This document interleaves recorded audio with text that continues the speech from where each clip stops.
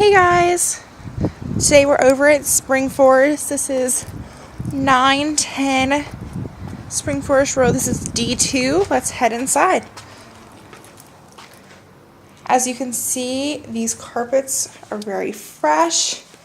This fireplace looks beautiful. And we head into our kitchen. We have a basic kitchen here and a kitchen nook. I really love these floors. They look really good with the light in here. So we head back out. We have our living room. And then our bedrooms are upstairs.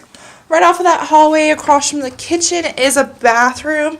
It is a half bath. When we head upstairs, we have two bedrooms up here. They're both a really good size. This one has a double closet.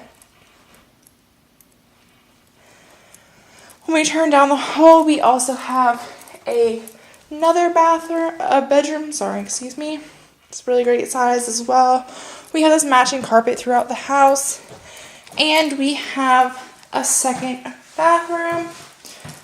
This is double vanity. This is actually half of a Jack and Jill bathroom because it does connect to this bedroom and connect to the hallway.